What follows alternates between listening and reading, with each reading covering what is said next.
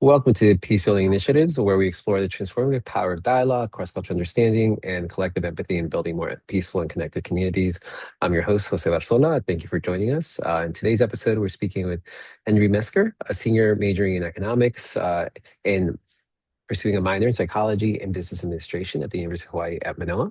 Henry splits his time between Oahu and San Diego. In San Diego, he supports his aunt as she undergoes breast cancer treatment and chemotherapy. On Oahu, he is the closest family member to his 80-year-old father. Who lives alone and has begun showing signs of cognitive decline. Now, navigating caregiving across distance, medical uncertainty and family dynamics, Henry often finds himself facilitating difficult conversations on short timelines, especially around elder care, decisions where emotions, autonomy, and urgency intersect. Today, we'll be exploring a topic deeply rooted in Henry's lived experience, and I imagine we never know what people are going through. So I imagine someone who might be listening out there might be able to connect to some of these, and hopefully there's some points of joy and emotions and ideas that come from this where we can grow together. So we will be talking about building agreements under stress, caregiving at home. We'll discuss what shifts when conflicts arise within the family and decisions simply can't wait, whether they involve medical choices, finances, or caregiving rules. We'll look at how simple mediation tools like establishing clear ground rules, identifying interests, defining roles, creating short next step plans and scheduling checkbacks can support follow through while keeping dignity, agency, and connection at the center.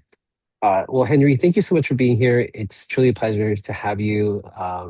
Yeah, and to get us started, maybe you could start by sharing a bit about your caregiving journey, balancing support for your aunt in San Diego and your father on Oahu. I imagine it's not a journey that you set on when you're like, I'm going to go to college to do this. But, life happens and best we can do is pivot and be there for our loved ones, I imagine. So, floor is yours. Well, thank you for having me. And yeah, it's definitely not what I expected, even just a couple of years ago. Um, but it's it's been a journey, and it's been a lot of positive experiences, even within the context of everything going on. Um, it is hard having to be away from my close family, my father too. I'm like you introduced, I'm his only child. He's single. He has friends, but he doesn't have any other close family. He really maintains his independence, but he's sort of slipping. So that's always a concern when I'm up here in San Diego, where I'm currently um, with my aunt. I was spending time in San Diego before I've officially moved here. Um, she was experiencing some health issues outside of, or maybe it was a result of the cancer, but her struggling with breast cancer. She has other family members, but they weren't in the position where they could give the time and or the scheduling of moving here to do that with her. So I kind of took on that responsibility. Um, not not forcefully. It was really it was offered, and I took that willingly. So luckily I feel no pressure of like it's a forced responsibility. And I do really feel good about what I am doing. Um, but it does get hard, especially trying to balance sometimes. Sometimes I have to go back for my dad. He has other health issues that have gone on, like knee replacements, or um, he has vertigo, and spells of fainting and stuff like that, alongside the fact that I think he is unfortunately losing his cognition a bit and slowing down. I don't want to be the one to diagnose it, but it does seem a little bit like early onset the dementia or Alzheimer's.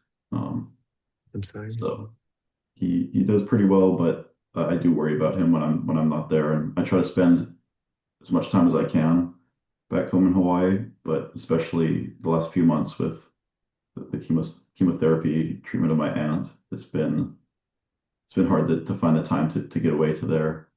Um, and then there's always that back and forth of if I'm not with the other person, or what's going on with them. Like when I'm back with my dad, I worry about Of my if course. anything comes up with my aunt, like if she has somebody else she can find that support or that care from. And same with my dad. I do feel a little bit. I think that's the side that I feel a little bit more guilty about not being there right now. He does he does fine day to day, but there's a lot of times we talk, or especially when I'm with him, signs that just are honestly pretty frightening. Um, with the confusion or the memory loss.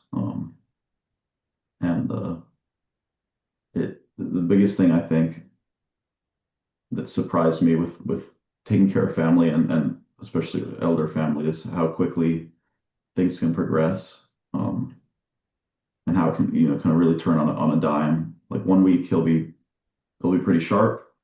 And the next week it's frightening how drastic of a change it is from the week prior. And same with my aunt, things were improving for a little bit with the treatment, and then she had a time where things really seemed like they were slipping, and we were honestly really worried uh, about her survival. Luckily, things have both stabilized on both sides, so right now it's kind of not an easy patch, but it's definitely a more level patch than it has been throughout the semester and the last year or so. So I'm really grateful for that. But that has just been a shock sometimes when my aunt is having some very serious stuff going on, and Mhm. then I talk to my dad, and he's really out of it that week, and then I'll have tests or papers or work stuff, just everything sort of life has a way of testing you a lot of times, and then um, luckily there are How times, long a have you lot of been ups and downs. So how long have you been juggling the caregiving um, and your own school and is it almost 6 months now? Um, okay. Okay. mainly from the summer.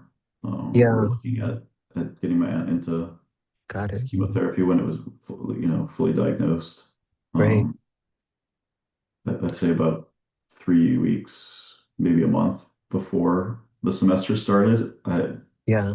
I kind of I developed that plan. So it was a little bit of a hard start to the semester to mm, moving and readjusting in just a few weeks before all the I work we did. as I can only imagine, and this is not to make it minuscule, but as medical issues arise suddenly or decisions need to be made quickly, I can also imagine simultaneously there's emotions that are arising or surface. Uh, how do those emotions influence the way conversations may unfold, or especially, how I guess how do you go about managing balancing that? Um, you Well, have yeah, to, there's definitely a mix of emotions. I mean, there's definitely happy emotions when things seem to be improving, or yeah, we come to a good agreement, and especially I do appreciate how grateful both of them are for my care, um, and my investment with them. And that's the most rewarding thing of it all mm, is that I do receive that positive affirmation and reinforcement that I'm doing something right. Um, but there's also the worry aspect, and that does come in with my aunt, as she's my family. I do care, but it really comes in with my father, just based on our connection and that emotional responsibility too, that I'm his sole family essentially. yeah, Um, he does have a sister, but she's older and she lives across the East Coast, so they talk occasionally, but there's not that's emotional support that he yeah, feels from me. yeah. And it How is do you sort of how do emotional. you stay grounded? Um, I try to do my own things with I try to physical activities or Yeah, physical. like escapes are really nice for me. So Yeah. one thing is yoga has been a big help for me. Mm. Um, just kind of I can actually sort of meditate and feel like I'm doing something good for my body and my mind. And I'm in a body surfing club up here, which I was really grateful to find. Um, it really helped me with community up here as well. Nice. Had some friends when I moved up here, but having like a group of people that every weekend, when I can, I meet with and have that Wonderful. emotional support. And um, also just feeling like I'm doing good with my life. I'm in a good place. I meet with a therapist as well. So just kind of coming back to emotional grounding with him, reaffirming that this might not be the life path that I had hoped for, but I'm still not sacrificing the the big goals and the big things. I'm still in school. I'm going to graduate this next year, so I'm really excited about. Um, Wonderful.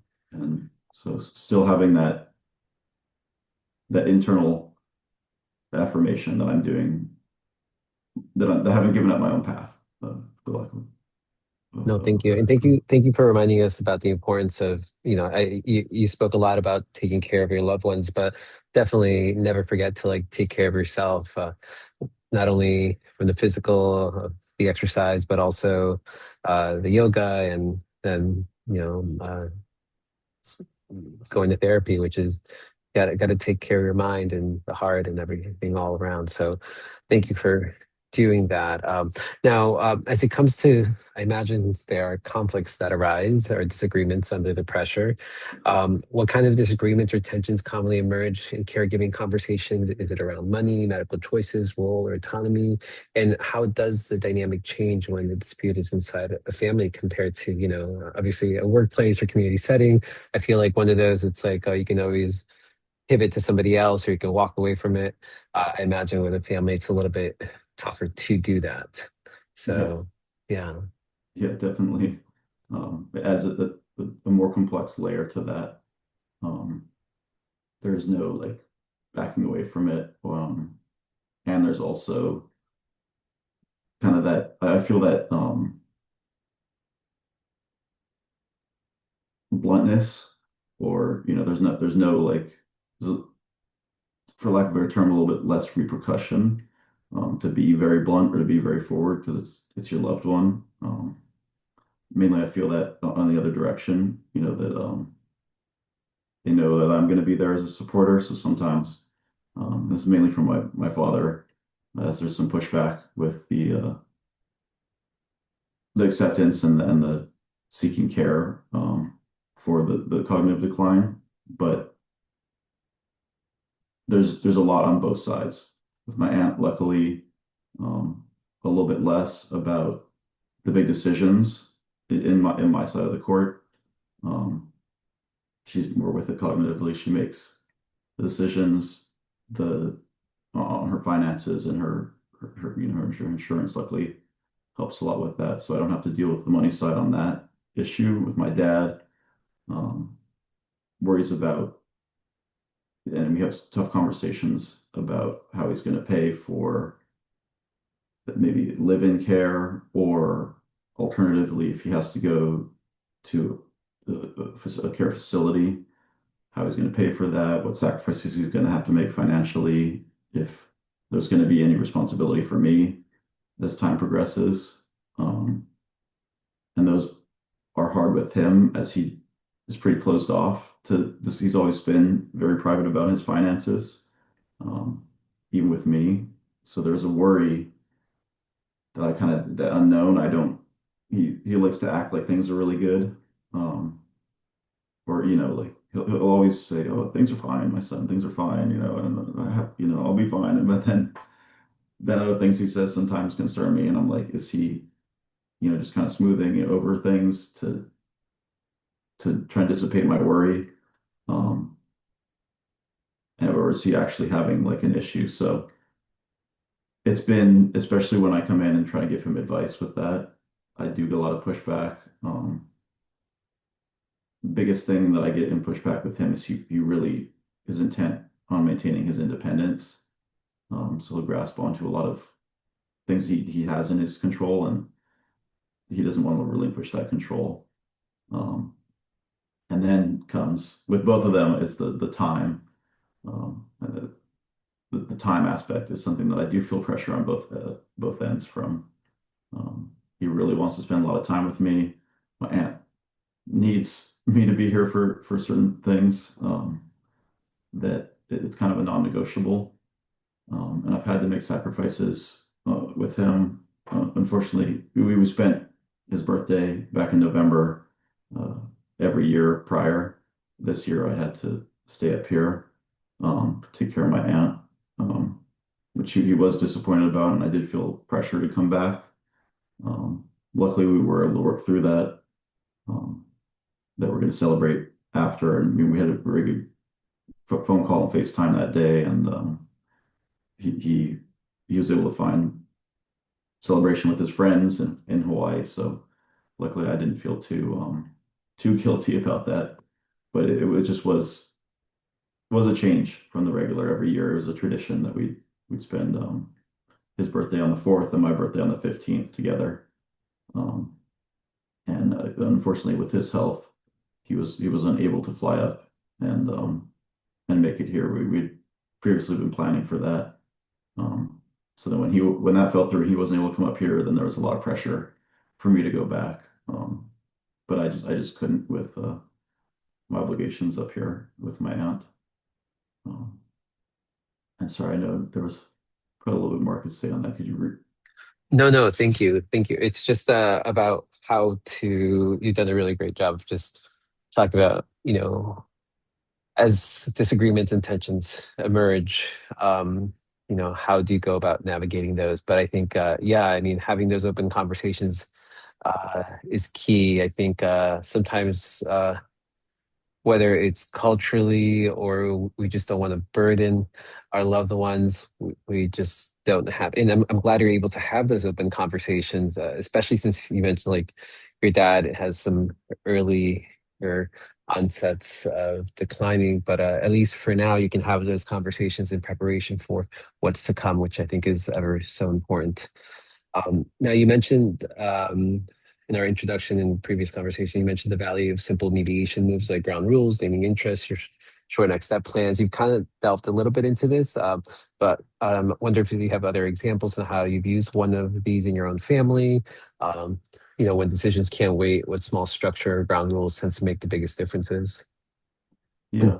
yeah, and then Um, also you're trying to like preserve, the dignity and the choice, especially for an elder who may be losing independence. So lots of yeah. things to Yeah. manage right there. Lots of managing. But I definitely think more of that idea rests with the discussions with my father. Um, Luckily, he is still with it enough to be able to engage in those conversations. A big one that's been up for contention has been like elder care or going to Mm, like a thinking about going to a facility. He's been really had a lot of pushback of I want to take care of myself. I can be independent forever. I don't want to go to a facility, and mm, I do understand that pride and that maybe possible embarrassment or just what trying to internalize that as I think about what he must be going through. Giving up that independence must be a really big loss for what you hold to yourself with. He's always been like a very independent guy. mm, Um, and there has been that pushback, um, which initially when I was like, hey, I'm seeing these things, I think we should start thinking about either living care or, moving out care. And he really, he loves where he lives. He's comfortable there. And he initially was very stonewalled. I don't want to move. I'm not going to move. I don't need this. Like, I don't want to think about it. I was like, hey, like, there's a 5-year wait list on the place that, we eventually, after conversation and after I said, hey, this is 100% coming from a place of care and I'm worried about you and I'm trying to think about steps into the future. Because I kind of see this, and that's been a fine line too, is that I don't want to be very blunt with him. I want to be very respectful of Yeah. where he thinks he is in his own mind. Um, so I can imagine that would be scary for him. And I do believe that he is kind of dealing with that on his own already, those realizations that he's not functioning like he used to. Um, but vocalizing it and setting my piece in a very like caring, loving, neutral, not accusatory at all way, definitely helped us start progressing to where initially I said, "Hey, you should start thinking about these." You said, "No, no, no, no, no, push back." And then, "Hey, Dad, I really care about you. I'm worried about you. This is, setting those ground rules, or that that that that baseline for where I'm at, and where my side is coming from." He uh, he started to, slowly he has progressed into opening the door for discussion a little bit more. Said, well, if I have to go to a place, I'm thinking about this place. And said, okay, well, let's slow it down. Let's break it down into some steps and maybe a plan. Let's we don't have to say we're signing you up, you're on the list. Let's just go see it. Let's just go see it. Let's just get the brochure or open up the website, and just Yeah. start the process without coming in full force. Like I definitely at first came in like, we need to sign you up. We need to get you like applied to these places. And that was a lot for him at first. Um, Breaking it down has been big, and kind of developing a plan, like laying all the steps and going over the facts. Like, hey, I know you don't want to go right this sec. I know you probably don't need to, it would be beneficial, but you don't need to go right now. We have to start thinking that if it's a 5-year wait list, and a lot can happen in 5 years. Um, and this is something I haven't totally vocalized to him. But in five, the way he's going now and what I've seen over the last year or two, um, I'm frightened what might happen in the next 5 years. How quickly, um, that could happen. He could be fine in 5 years, but he could also be needing this in less than 5 years. So that's been my primary concern, is getting the ball rolling. But like I said, I came in very strong, and I got a lot of opposition, a lot of pushback. Um, so that really made me take it all the way back to square one and take the new approach of talking to him about his concerns, seeing what he wants, um, vocalizing my hopes for him, and my position of care, especially, um, and then really working with what he wants for himself, has been important. Um, I know you've talked a little bit about roles, responsibilities. I, you do a really good job of like defining clear roles as to like the caretaking, the steps you're taking under, I would imagine, a very stressful scenario to say the least. How do you manage being both, your son, your nephew, um, but also like, how do you draw boundaries, or are there boundaries at all? I mean, yeah, you talked a little bit about self-care, going to therapy, exercising, yoga, but I imagine there's times when, you know, they push a little more. So just wondering if you have any insights on boundaries. yeah. Well, like I said too, I feel like I'm the helper, the caregiver, you know, Or are there no boundaries, I all those guess, roles. is the There better are question. some boundaries, that has been a lot of, not an issue, but that has been something that's been a topic between us a lot. um, especially when it comes to time. Uh, there's a lot of expectation, and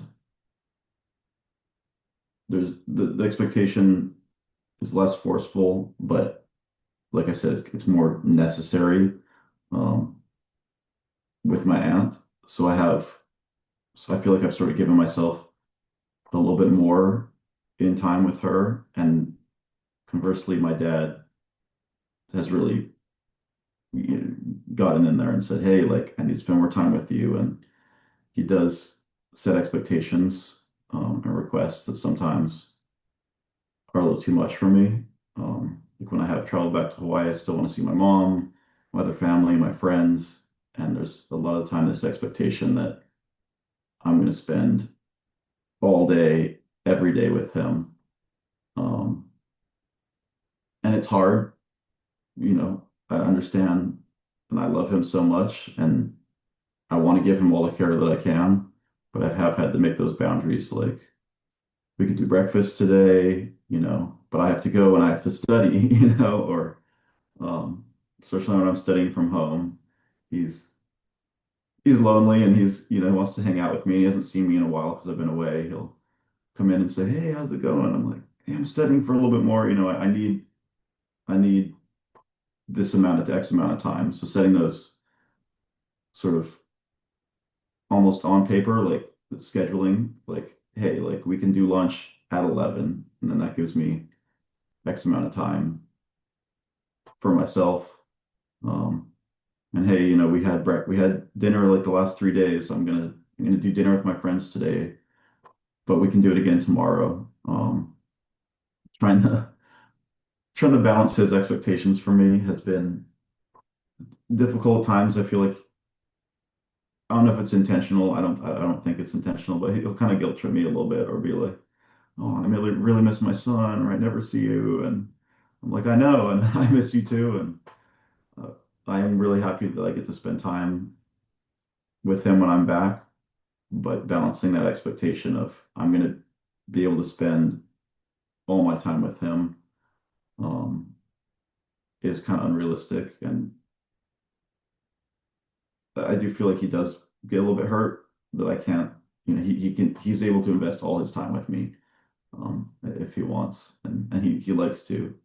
And then I do feel kind of guilty sometimes that I'm like, hey, he set aside like the evening to have dinner with me, or all day he's like, let's do this or let's do that. Let's just hang out. I love hanging out with my son, and then I really do feel that care from him. But those boundaries around time or boundaries around maybe like the expectation of care for him that I can't maintain. Like when I'm here, he wants me to call him twice a day. Um, and if I have the time, I love to, but sometimes I feel the pressure of like, I have to do this for my aunt, and then I have to get home and I have to go right into my studies. I have a paper to write, I have this, and I'll still try my best to check in with like a 5 minute call, but sometimes I do feel like I'm letting him down with his expectations. So it makes the holding the boundaries a little bit complex. I feel good setting aside time for myself, and I need time for myself sometimes, but I do still feel guilty that I'm not giving him what he really wants. And and it's a little bit less of a boundary thing, but just trying to find that balance um, of where I feel like I am giving him enough, but I'm also giving myself enough because it can be overwhelming. And I've set those boundaries with him. I said, I love you, and it's not that I don't want to spend time with you, but sometimes I just need the evening for myself. Like sometimes I need my alone time. Um, and vocalizing, that I'm under a lot of stress or really explaining, hey, I got this and this, and this is what's on my schedule, and I have these things. He seems to understand it a little bit better than when I'm just like, hey, I need space, like no context. Um, explaining myself and my external expectations. Um, like with my aunt or with school, it helps me to set those boundaries a bit. Um, and with my aunt, the boundaries are not as structured. She's very grateful for the time I can give her. Um, and I haven't had to really give a boundary around the time that I do care for her. Mainly it's for specific tasks and things that are necessary, like taking her to doctor's appointments or helping her get food, able to balance the spending quality time with her outside of that as well, with my own, you know, having my time, my space for school and for spending time with friends, for getting my exercise and my yoga in. Um, I feel a little bit less pressure on that side. So that luckily the boundaries there's boundaries there, but they're a little bit unspoken. We haven't kind of had much conflict with expecting me to be there, 24/7, like my dad does, which I do understand, but it's it's been harder to set those boundaries. I think if my aunt had more expectation, I think it would be a little easier. You're like, hey, you know, you're you're my aunt, which is still my family, but it's harder to say no to. I feel like your parent, Yeah. especially in the position he's in, where he uh, he doesn't have anyone else. My aunt has more family to talk to, or at least sometimes if we need to have somebody else like fly in and take care of her. My dad doesn't have that. He has friends, but he doesn't have immediate family who could just step in um, to my role um, on demand or when needed. Thank you. What I'm hearing is that you have some really good open lines of communication. If if something's and I want to just commend you on that because I think that is where sometimes caregiving or just in any relationship can things can get challenging or things can go wrong, as we say, where we just assume folks might know without physically saying it, or you're like you stated, you have to focus on whether spend some time with your friends or hey, I have these academics and papers and classes that I need to take care of. So have you always been like that? I'm wondering like what's the modeling that like helped you develop these open I'm assuming it was your father who raised you and he may have practiced similar skill sets. Yeah, well, so a little bit of context. So my parents are divorced since I Okay. was about 5 or 6. Um, and on my mother's side, she's remarried. I have a stepfather. I spent about equal time with them growing up, those two sides of the family. Yeah. But I always did feel more of a connection. Um, Not to say I don't have a connection with my mother and her No, side no, of of course, the of family, but I course. felt more of like um, maybe because it was just me and my dad. When I was there, it was just me and my dad. Um, my mother and my stepfather, they had a child, my half sister, when I was 10. So It's different a dynamics within those little bit, yeah, households. definitely different Yeah. dynamic. Yeah. But I just felt like every time I was with my dad, like I still feel it was us one on one all the time. Yeah. So I did pick up a lot of what who he is and what he taught me. The Were you asking more about the time balancing or more like I just I the communication I style? Right? I gather we are products of those who like a plant we are nurtured Yeah. and so I imagine whether it's on your mom or your dad's side, um, one or both possibly practice a lot of open lines of communication uh, to see how you've turned out this way because it's not surprisingly it's not common where people just openly will share what's frustrating with especially with their loved ones. Sometimes there's that sense of like, oh, self-preservation and we want to protect. And it's not as though you're not protecting them by being honest to them. So I just love that other perspective of it because it's twofold, right? Like they want you to do well by you as well. And so and that many times is done by just sharing exactly what you're doing, what's stressing you out. You need to step back and you need to focus on this, but I will come back. It's not as though you're completely like disconnecting. So, um, nonetheless, whoever your parents and everybody else around you, I just want to compliment did a good job. Well, So thank you. thank you for continuing those open lines of communication, which are ever so needed. And in the work that I do, it helps to prevent those aspects of conflict because you are actively having those conversations. I think I've shared before where I find that conflict happens because people are not actually talking to each other. And by talking, I mean like actual tone of voice. Not referring to an email or a text message because there's so many ways to misinterpret that.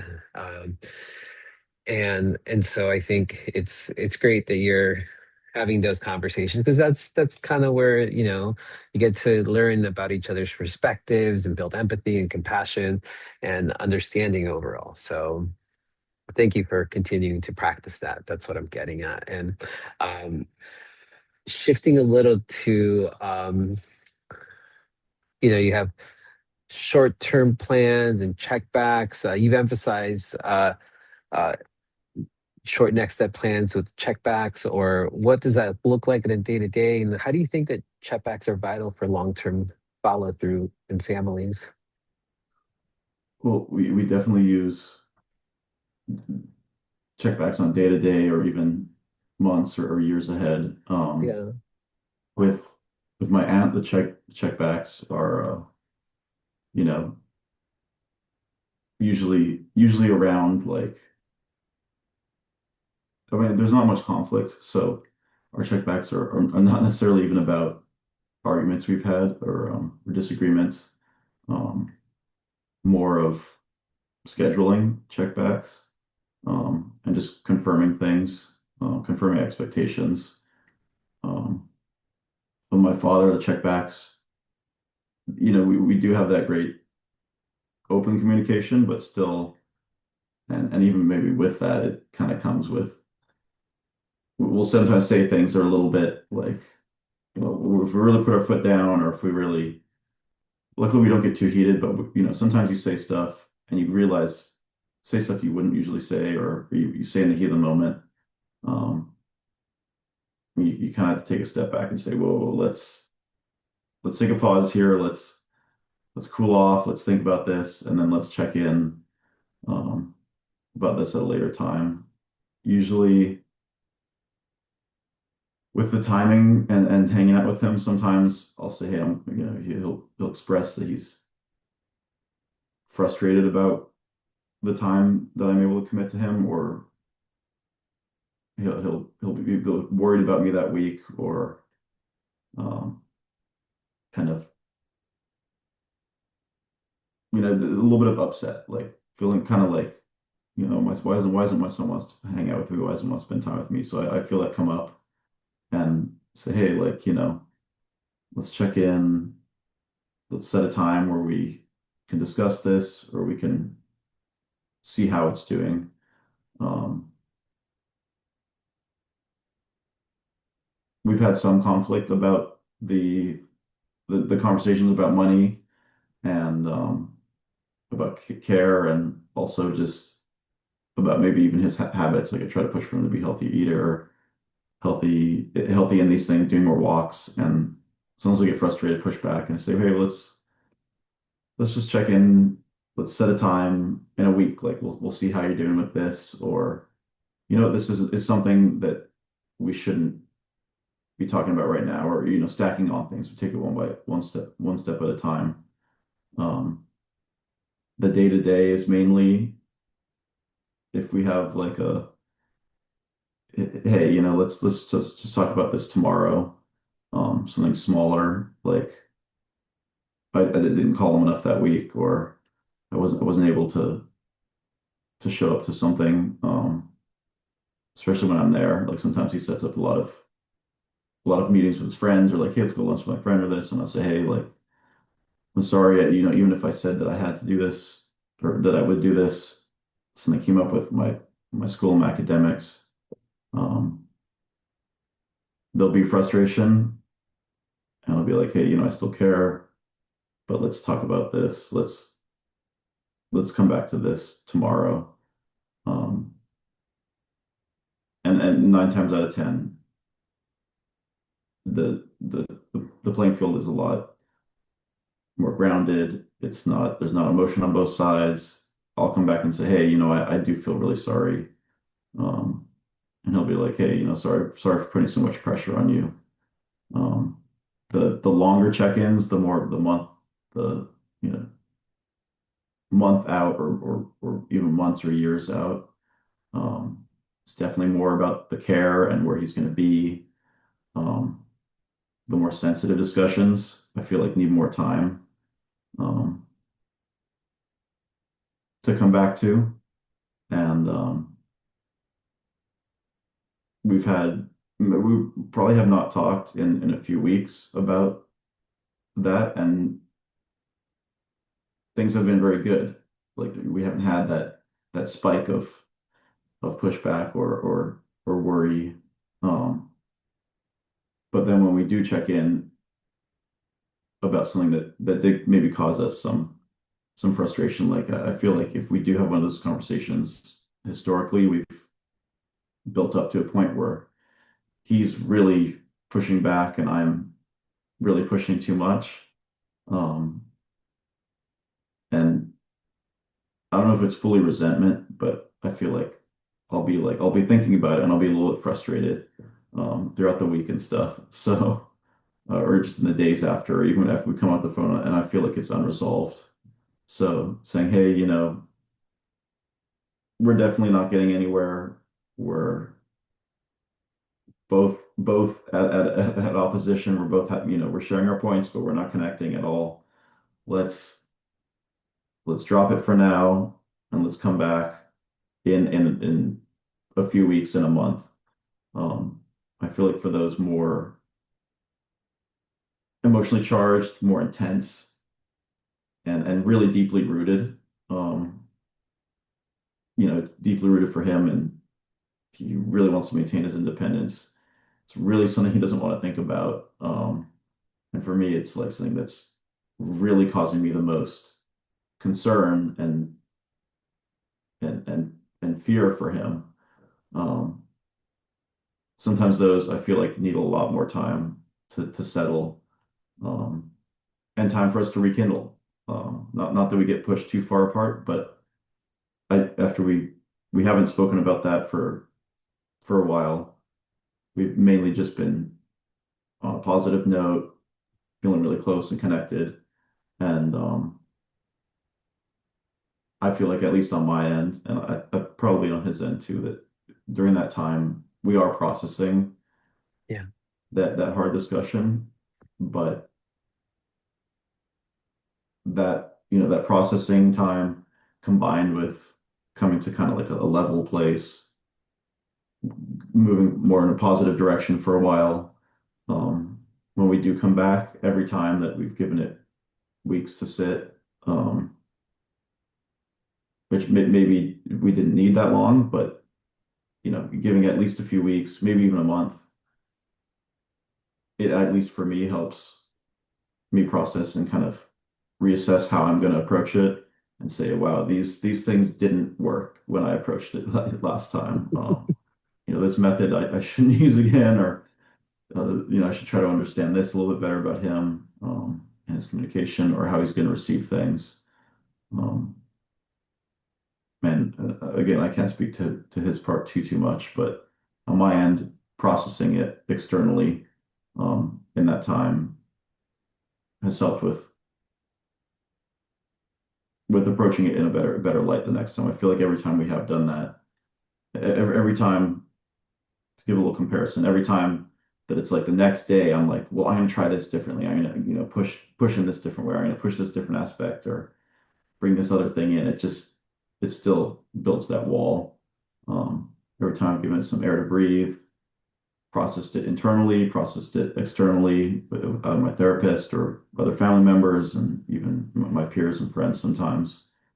Um, when I come back, it's much, much more productive, um, and much less reactive and sort of tense than if I'd given it that even just a 1 day spacing, which for smaller things has worked, but I feel like it's important to find that balance of how serious or how severe the conflict or the emotional state is with that.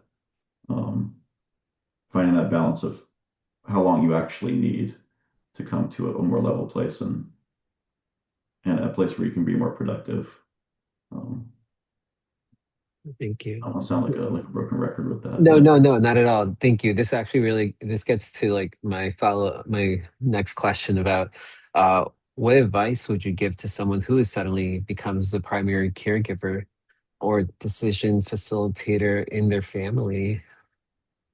I think, well, the biggest thing is patience. Mhm. You know, there were times where I would be emotionally charged, or I, especially with my father, I feel this sort of imperative, like we got to start this now. We got to like get the ball rolling. Um, Sometimes people aren't ready. You can be as prepared as you are on your end, and if the other person is not open to it or in a position to move that quick, you're just going to hit that wall. Um, so being patient, and with the patience, I guess it's so they sort of go hand in hand. It's really just listening, Yeah. um, and intently listening, and listening with listening with an open mind.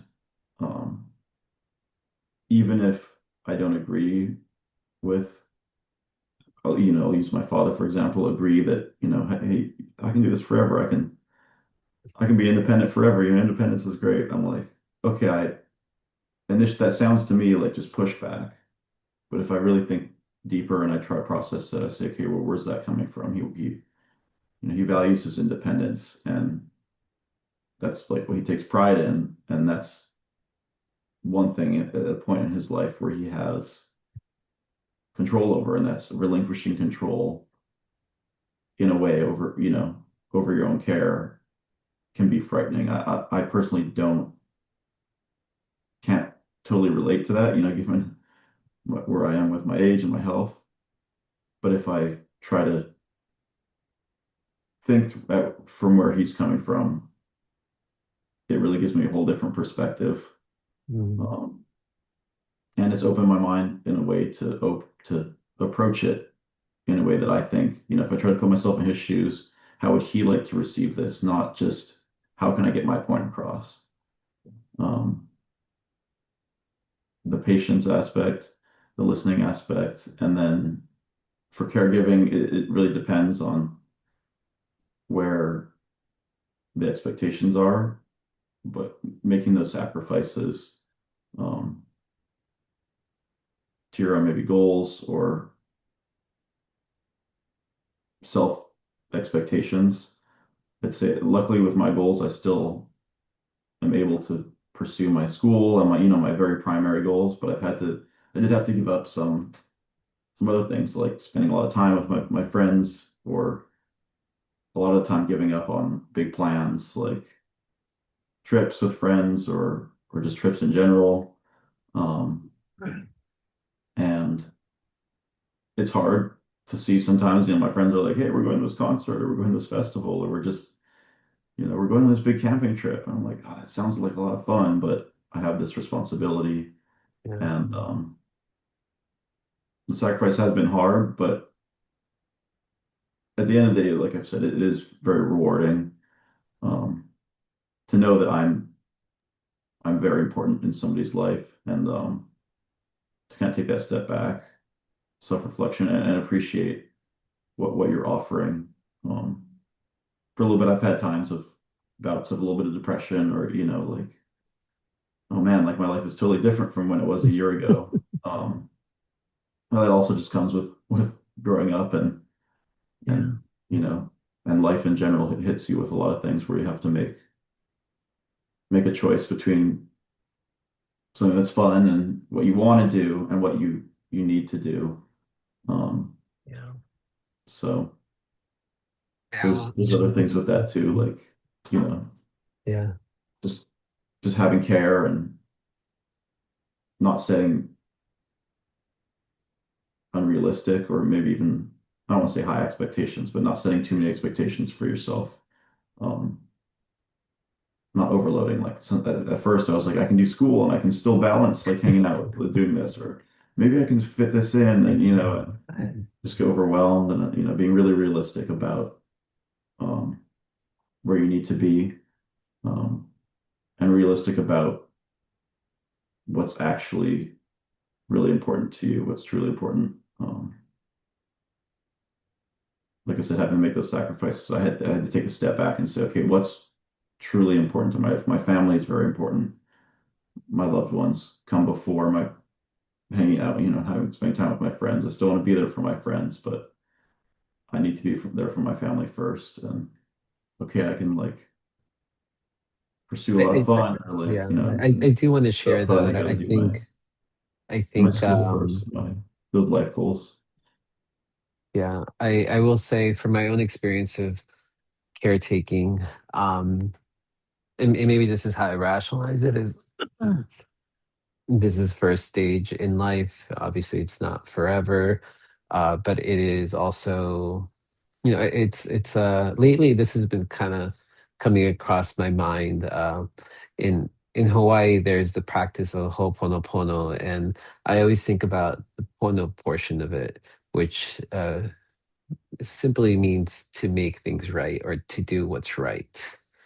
And I always think of that as like ethically, morally, like values wise. And I see that the steps you're taking are exactly that. You're you're just doing what is the right thing to do. So thank you for doing that. And I like to think that, and from my own experience, I've found, yes, life gets busy and we pivot to focus or take care of different loved ones. And from my own experience with friendships, I have found that the the right types of friendships will understand in time, and because unfortunately, the this doesn't escape anybody. At some point, we all are brought. Maybe for you it was a lot sooner than you know other folks later on, but especially if you have family or parents or loved ones who are older than you, at some point, you know we get older, there's cancer, other sicknesses that happen that are diagnosed, and so this is where we turn to the relationships that we have. And so um yeah, I always try to remind folks to just take care of yourself, which I think you're doing a wonderful job of. Also, just don't be so hard on yourself, because I find that we are our own worst critic many times. And so, yeah, just getting that perspective of, and I'm glad to hear that you are getting that support, reassurance, that positive feedback from the loved ones that you are taking care of. I think that's uh, kind of like the icing on the cake right there. I wonder, just a couple more questions. How can families prepare? And you talked a little bit about this, but I wonder if there's anything else you want to add to how families can prepare for these hard conversations before they're in crisis. Um, I think, well, definitely starting early. yeah, Kind of, I wish with my dad and I, we would have had like a plan or even had conversations about elder care, that comes up a lot. That's the big one. Um, but even just like expectations of where my care, like what my care role is going to be years out from needing it. Coming up with with a plan for action in the event of things. I personally am one to prepare for the worst and hope for the best. I always over prepare for things, kind of over plan a lot of the time. Um, but we didn't really do that. And now that it's like we're working on the fly as it's coming, it's much more overwhelming than if we had, even if I imagine we had talked about this and come up with a plan, um, and just have more time to develop our options. Um, now it's like I feel like something needs to be done now, but at the same time, we need that time to come to these decisions and to these agreements and this understanding with each other that I just wish had been started a little bit before it hit. So if I forget the second part of your question, but I know that at least on that part of what to do for people expecting it is, or or not even expecting it.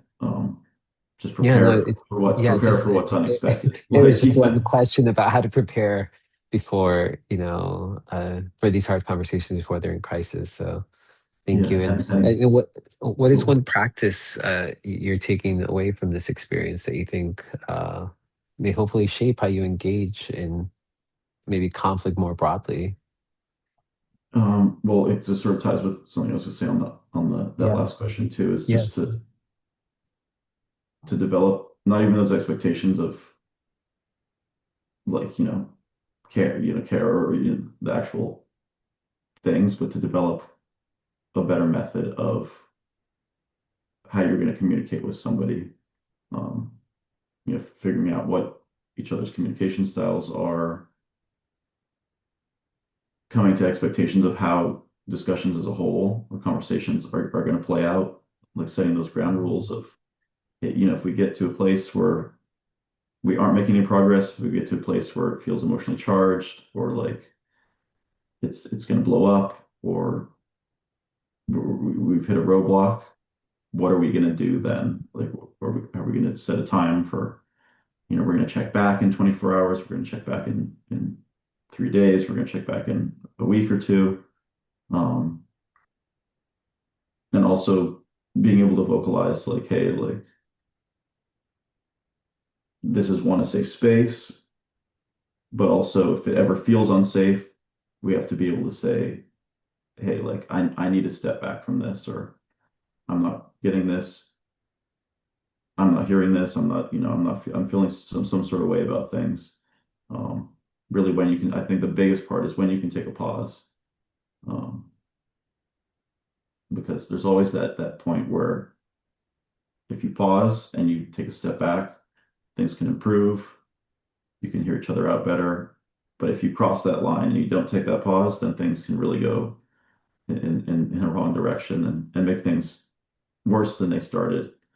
Um, so one thing I've taken back is, or that I've taken is to kind of take that step back and before you even engage in the details or the conflict or whatever it is you're discussing, explain explain or come to those agreements of how you're going to handle yourselves and your conduct and setting the space for the conversation more than the conversation itself.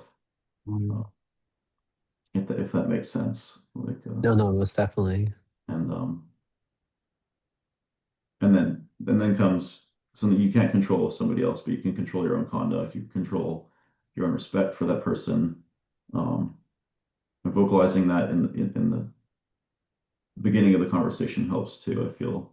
um, Vocalizing where you're coming from, where your care is at, Yeah. um, where you stand, but just kind of just going in like with no ground rules and no expectation of how things are going to go if there's conflict or if you need a break. um, Things can turn south really quickly. um, the biggest Mm. thing I think is that pause moment. At least in my own agreements or disagreements, Yeah. um, is that can save a lot of fallout and um, a lot of backtracking. That if you get to that point, just take a pause and setting those expectations of how you're gonna reapproach it, or even if you take a pause and you continue with that conversation, you take that pause and say, "Hey, whoa, it's not working on both our ends. How can we start approaching this differently? How can we go away from this in a better way instead of, you know, heightening the situation?" But yeah, if Thank there's a you. little more of like a follow-up question you have with that, I could probably. No, no, thank you. As I hear you share, it just reminds me of what I say to people when I'm talking about mediation. When I'm mediating and I have parties who just don't see eye to eye, you talked about the ground rules, or I call them community guidelines, and how essential those are. And I think in general, just I think I've shared this before, but like anytime you're going to engage, even just with one other person or a group of people, it's great to have that just to like be on the same page before you move forward. And um, I don't know, I don't know if I got the sense of like you physically are like let's set up some ground rules, or you have just kind of like as you go along have been like, okay, it's a safe space. You are practicing the active listening. I feel like that's implied. Sometimes we talk about constructive criticism, not just criticism. So let's see how we can do better. But I think yeah, just living in the space of being able to practice that active listening for what folks are saying. I think one thing you haven't touched upon is the nonverbal aspect of it all, and I imagine that is very essential to like figuring out, because you have to set your emotions aside. You have to, what I was really hearing from you was like, don't lose sight of the humanity of this all. Just because you're caregiving for someone doesn't mean that they're any less important than you are. And so, if anything, you're just a vessel to try to share their voice, which maybe they may not be able to for whatever the reason may be.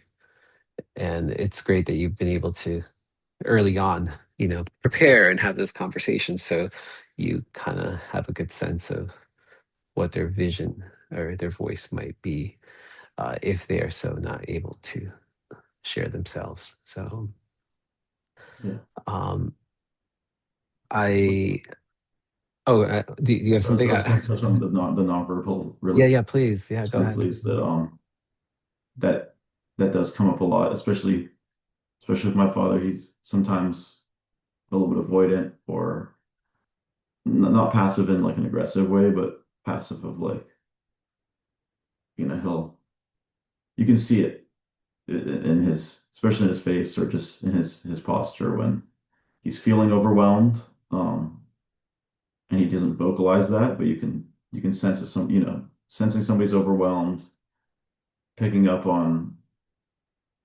how their facial expressions or their just overall posture and their energy shifts throughout the mediation or the conversation. um, Helps if if you pick up on frustration, or you pick up on sort of somebody being overwhelmed, especially just taking that step back before it gets to the point where it has to be vocalized. I know, at least in a lot of experiences I've had, that some people, a lot of people don't like to show when they're frustrated, or when they're, those sort of quote unquote negative emotions, that it takes a lot to get them there. And then it's sort of like a bursting point. I've had this within myself too, is that, I'm like, I'm not going to show it, not going to show it. And then you get to a point, and it's just boom, and then it comes out wrong.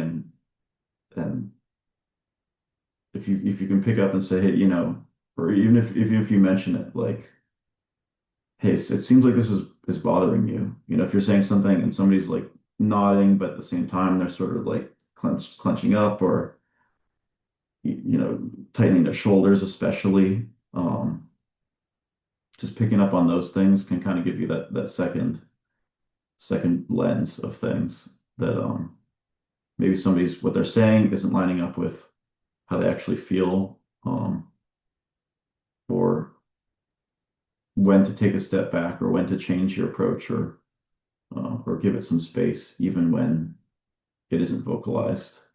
Um, 'Cause I know even for me in the past, it's been hard to vocalize sometimes when I need space, you know, feeling like you're backing away from something, especially if you're in the heat of the moment, or you're, um, you know, you feel like backing away would be giving up your point, and you don't want to do that, in that moment. That giving somebody space, um, before they ask for it, can be really powerful.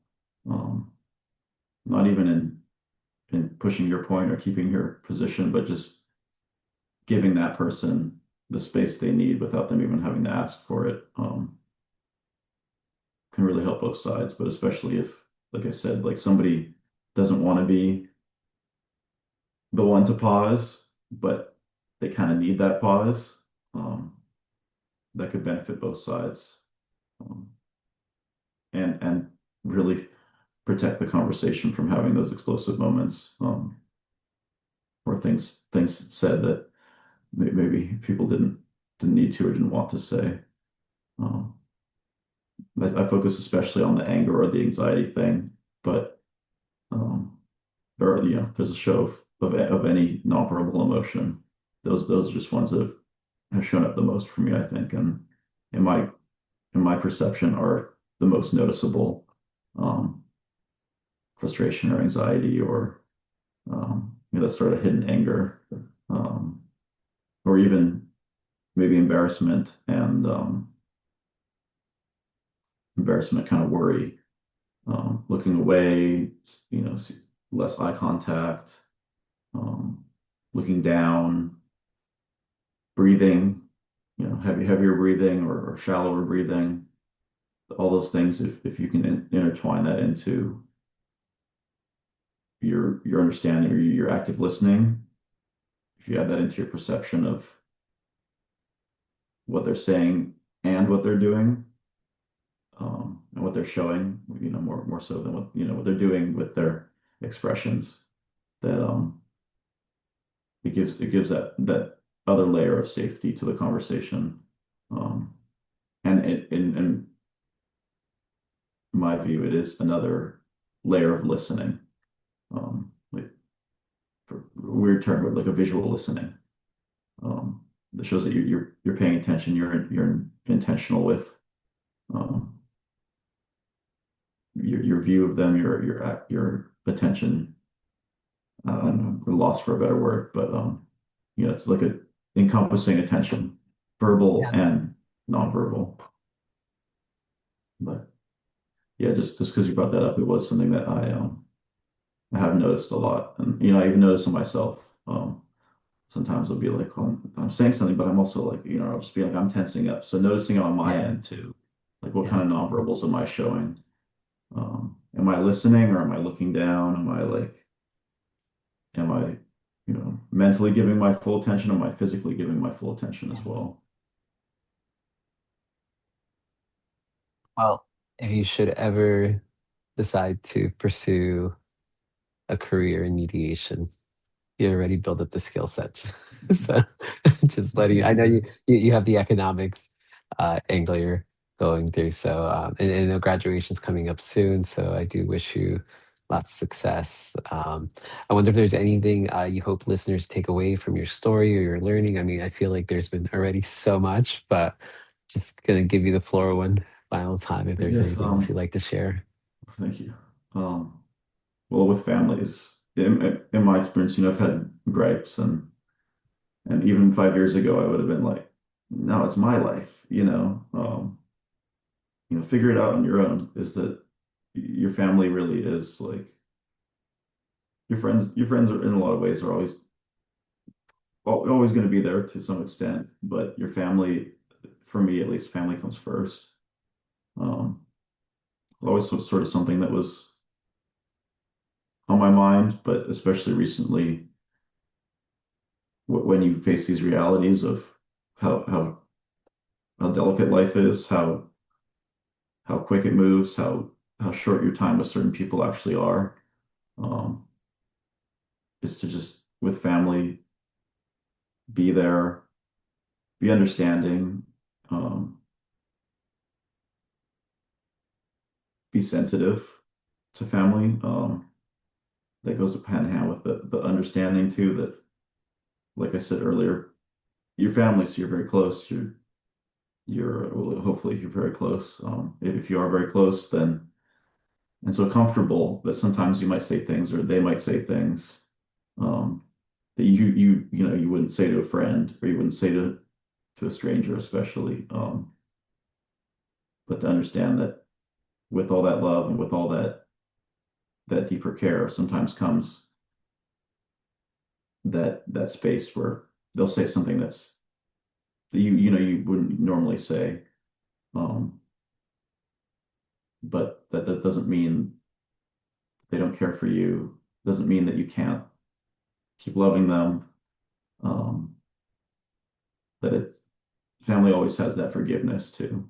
Um, and there's higher emotions on both ends, higher emotions on the love and care, but also higher emotions on sometimes, just saying things that you don't actually mean.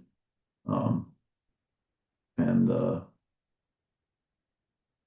I'd say just listen to everyone, listen to what people have to say, even if it's not in a discussion with family. Everyone's going through something. You never know what somebody's struggling with, what somebody's working with. Um, I'd say that's more for me. Like, I get overwhelmed sometimes. I'm like, I have to think about myself too and say, hey, like, I don't know. I know I'm struggling with a lot. So somebody else, I can't imagine what somebody else might be struggling with or dealing with. Or if I'm feeling overwhelmed, there's other people out there who are feeling overwhelmed. Um, just taking that step back internally to be more understanding of other people and understanding of myself, treat other people with that respect, but also treat myself with that respect too. Um, that's more just like sort of a broad, like that's something I feel like can um can apply to the mediation aspect where you never know where somebody else is coming from, what they're going through, and more on the mediation side is to really just be open to listening, not going in with your own personal judgments. Um, back rolls back into that. You don't know what other people are going through. You don't know what other people are actually feeling, um, what they're actually struggling with, what their life experiences are that built up to that. Um, there's always two sides of the story, so you can't go in kind of partial to one thing or the other. Otherwise, you're not gonna be open to finding that middle ground, that resolution. Um, and like I said, we get in, but the pauses, taking a pause, even if it's not like in anything, taking a pause is a good thing. Yeah, no, that's a really great Especially in reminder. mediation or an argument, but even in your own life, like Yeah. sometimes I'm feeling overwhelmed, sometimes I just have so much going on and so many decisions to make. Like, do I spend time here or do I spend time here? Or like, oh my goodness, what's going on? Yeah. Just taking that pause to a And, pause can it's also a self-care technique, yeah. which some people might sometimes you think like, oh no, I have so much to do. I need to like go, go, go. taking a pause is going to be like, and it's actually no, it's like you're a car, you need to slow down, you need to rest at some point. So Yeah. just recalibrate. So yeah, so essential. Yeah. Even if it's just for a moment, just for a couple breaths, like sometimes I'll be doing a paper or I'll be doing, and I look at my assignment list and then like have all my sticky notes everywhere. And I'm like, oh my gosh, like I have to keep going. Like I have to get this done. But I just am like so overwhelmed that I'm not making any progress. Just saying, hey, you know what? I'm gonna go outside. I'm gonna take a deep breath. I'm just gonna center myself, even if it's like 5 minutes lost. Look, it's at the end of the day, it's not 5 minutes lost. It's 5 minutes I've gained for leveling myself, and then I come back and I'm like, wow, okay, like I actually did this quite, I did this twice as fast, or because I was able to just like center myself and lock into it instead of feeling overwhelmed and rushing in and making mistakes and having to come back and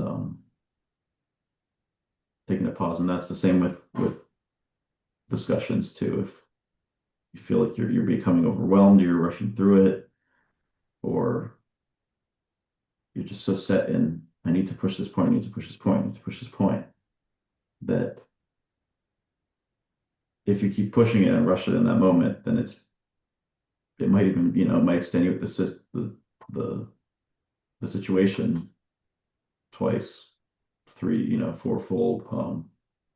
It might even push it to a point where you, it's not recoverable, that you're not going to come Mm, to a resolution. yep.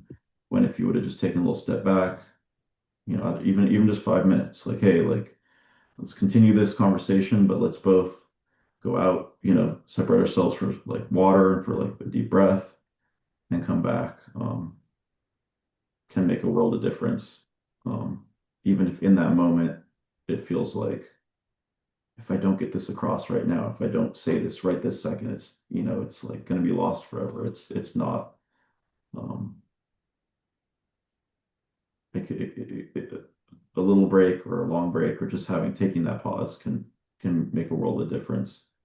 Even like when Yes. you said it seems like if I don't do this right now, like if I take a pause, like I'm going to be more behind, or I'm going to be more like I didn't say this, or I'm going to be behind in my personal agenda, or whatever you think that you're going to be behind or losing from not saying or doing or acting in that one moment.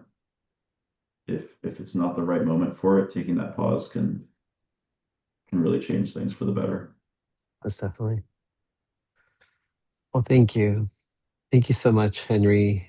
Thank you for sharing not only your insights, but just really the real human experience behind everything that you're going through. Caregiving inside a family, across the distance, across an ocean. There's urgency, there's emotions. It's never simple. So, and your story really reminds us that peace building often begins at home in the small agreements we make and we make with one another. Um, your perspective really shows how practical mediation tools, ground rules, naming interests, short next step plans, and checkbacks can support the dignity, the agency, the connection, even in moments of crisis. You've highlighted that these peace building principles aren't just for community settings or formal processes, they're essential in our most intimate relationships where the stakes are often the highest, and you know it better than any of us. So, to our listeners, we hope today's conversation offers both comfort and practical guidance for your own caregiving moments and difficult family conversations. May inspire you to approach these challenges with more clarity, compassion, and courage. I find how timely this conversation is, as it is the holiday season. I know that can mean different things for everybody, as people are joys to come together, or a little bit maybe cringing or a bit cautious about coming together for the holidays. But I hope folks take this time to, as you sit around that table for whichever holiday it is that you celebrate, you start having those open conversations, and maybe this is a good time to start about, as you've shared, having building that patience and developing, having those conversations early so that when the crisis does, happen, you've had those conversations already, so that there is a game plan, to say the least. So thank you for joining us on Peace Building Initiatives. Until next time, take care and keep building peace wherever you are. Thank you all.